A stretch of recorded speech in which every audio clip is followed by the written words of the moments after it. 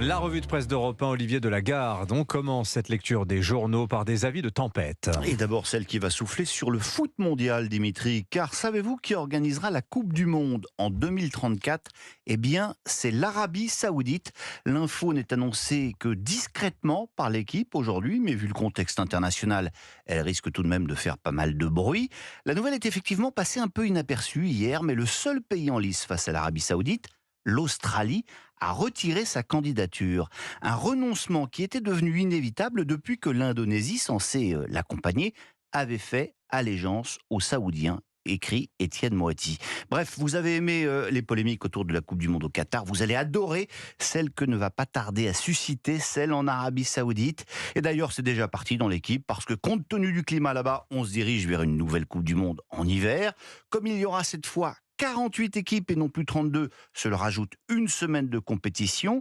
Sous couvert d'anonymat, un responsable d'une ligue européenne enrage. La FIFA n'en fait qu'à sa tête. L'impact que cela peut avoir sur les ligues domestiques, sur la santé des joueurs, ce n'est pas son souci. Le reste du monde doit s'adapter jusqu'au jour où ça va péter. Alors ça, c'est le début de la polémique sportive, mais attendez que les spécialistes de la politique étrangère s'y mettent.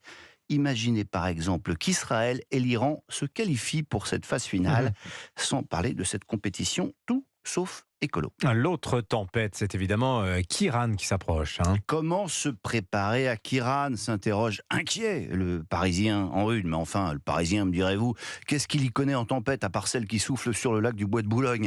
En revanche, la lecture du Télégramme peut vraiment nous inquiéter, parce que dans le Finistère, quand on prédit gros temps, c'est du brutal. Eh bien, cette alerte maximale, prévient le quotidien breton en gros titre, qui s'attend à des vents jusqu'à 170 km/h. Et en première ligne, il y aura les Iliens. Le journal est allé à l'île de Sein, où les habitants se préparent à être coupés du continent pendant 4 jours. À Ouédic, petit îlot, pas loin de Belle-Île, le maire est inquiet. Ces derniers jours, la houle a fait reculer le trait de côte de 5 à 6 mètres. Ah oui. Sur plus de 500 mètres, la dune a pris un sacré coup, déclare-t-il. La mer a emporté les ganivelles, écrit Didier Daniel, mais aussi les escaliers d'accès à la plage. Ah oui. Alors, qu'est-ce que c'est qu'une ganivelle ? J'allais vous le demander. Eh bien, c'est, regardez, évidemment, moi aussi, ce sont ces clôtures en bois de châtaignier qui protègent les littoraux, Ah oui. sorte de piquets très solides, espacés de quelques centimètres, qui sont retenus, vous savez, par du fil de fer. Voilà, et dites pas qu'on n'apprend pas des choses sur Europe 1 le matin. J'en reviens à Ouédic, qui pointe directement le nez vers le large, reste sans protection aucune contre les coups de tabac, écrit le Télégramme. Les gens ont l'habitude, poursuit le maire ici, on sait ce que c'est que s'arc-bouter. Notre devise, explique-t-il, c'est contre vents et marées. On passe à la politique. Oui, on quitte les cirés jaunes et les bottes en caoutchouc pour les redingotes et les cartouchières. Le Figaro nous apprend qu'une liste pro-chasse est en train de se constituer pour les européennes. Pro-chasse et pro-Macron.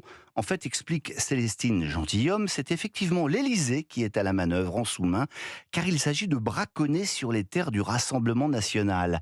Willy Schren, président de la Fédération française de chasse, et le lobbyiste Thierry Coste sont des proches du chef de l'État.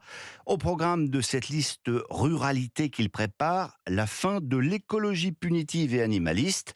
Le casting sera présenté en décembre. Outre des chasseurs, elle comprendra des agriculteurs, des médecins de campagne et même des chefs étoilés.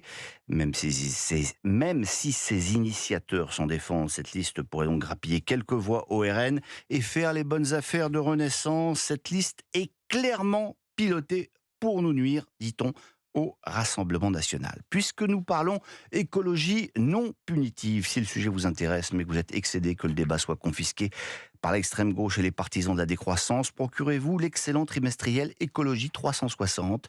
Ce magazine se veut résolument constructif, en avançant des solutions concrètes.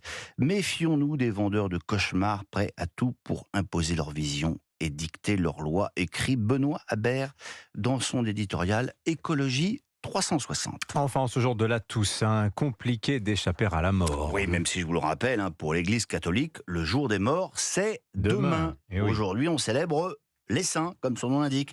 Mais enfin, les journaux n'en ont cure et vous proposent moult sujets relatifs à notre dernier soupir. Alors, je vous fais grâce des sujets sur les cimetières où il n'y a plus beaucoup de place et sur l'économie des pompes funèbres qui ne connaît pas la crise. Mais les lecteurs des quotidiens du groupe Ebra, c'est tout l'Est de la France, pourront se plonger dans cette enquête très intéressante. sur ces entreprises qui vous proposent désormais, grâce à l'intelligence artificielle, de dialoguer avec vos morts.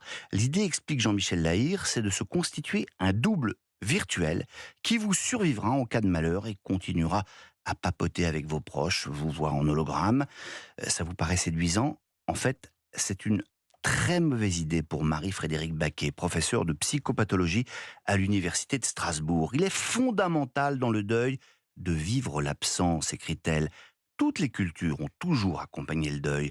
Dans certaines ethnies d'Afrique, il y a pendant la cérémonie quelqu'un qui représente la mort. On pourrait le rapprocher d'une intelligence artificielle en fait, mais quand il arrive, il est chassé parce que dans toutes les cultures, chacun doit rester sur son territoire. Les vivants sur terre et les morts ailleurs, conclut-elle, que ce soit au ciel ou sur la terre. Quel mot de sagesse pour conclure cette revue de presse. Merci beaucoup, Olivier de la